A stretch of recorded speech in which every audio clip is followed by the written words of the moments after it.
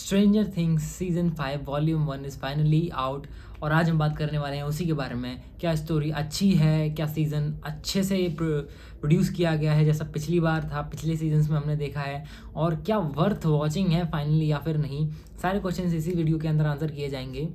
So first and the most important thing for me actually is story वाकई में अच्छी है। अभी फर्स्ट एपिसोड्स निकाले हुए हैं उन्होंने, मतलब वॉल्यूम 1 के 4 एपिसोड्स, जिसमें कि उन्होंने बताया है बेसिकली जो भी हुआ लास्ट सीजन के बाद में। Like it is setting up the base for what will happen in the future, यानी कि वॉल्यूम 2 और उसके बाद में फिनाले के अंदर में, जो कि काफ़ी ज़्यादा इंटरेस्टिंग टू वॉच है। जहाँ पर कि कुछ चीज़ें थोड़ी बदल गई हैं इस बार, जैसे कि हेंडरसन का बिहेवियर, एल का focus and determination towards her goal, and overall इस बार पिछले सारे जितने भी हमने सीजन देखे हैं उनके अंदर, जैसे कि अब तक हमने देखा है कि शुरू में कुछ लोगों को पता होता है जो भी सिचुएशन चल रही है, जिनके ग्रुप बने होते हैं, जैसे एलन, माइक एंड बाकी सारे बच्चे, हॉपर एंड विनोना राइडर का जो कैरेक्टर है हमारे पास में, Joyce, and then one more group, ऐसे करके 2-3 ग्रुप होते हैं। फिर वो एक एक करके लीड्स इकट्ठा करते हैं, फिर वो खुद सारे एक फाइनल एपिसोड के लिए मिलते हैं, या फिर फाइनल से 1-2 एपिसोड पहले, and then the finale happens and then the big shebang और सीज़न एंड हो जाता है। इस सीज़न में स्पेशली ऐसा नहीं है। यहाँ पर अब की बार ऑब्वियसली सबको शुरू से पता ही है। सीज़न स्टार्ट होने के साथ ही शुरू के 5 मिनट के अंदर ही आप रियलाइज़ कर लेते हो कि the production quality of this season is just so good. There is actually one whole scene in season 4 like जहाँ पर आपको कट फील ही नहीं होता 1.5 or 2 मिनट्स के लिए, and it is very epic to watch. Second thing is is it actually worth it or not? I would say it's pretty much worth it if you've seen the 4 seasons of this show so far.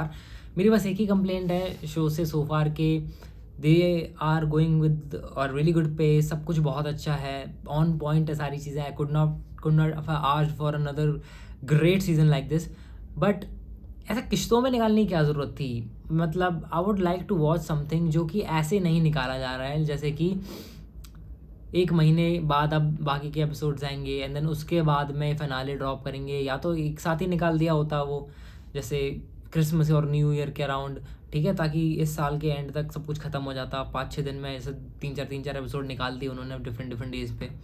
Much better approach होती वो। अब 1 महीने तुम wait करो फिर वो सब देखो। Anyways that, and I think that is the only complaint that I have so far. सारे कैरेक्टर्स ने अपना रोल बहुत ही अच्छे से प्ले किया है।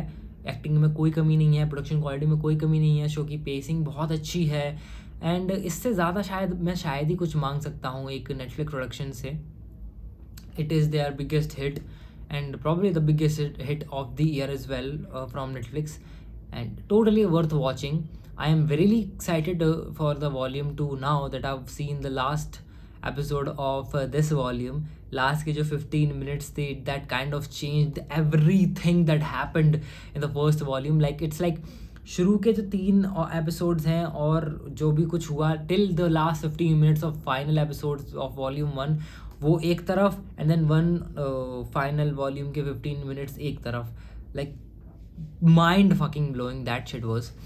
Anyways, that is all from me today guys, and I will be seeing you with the next video real soon on this channel.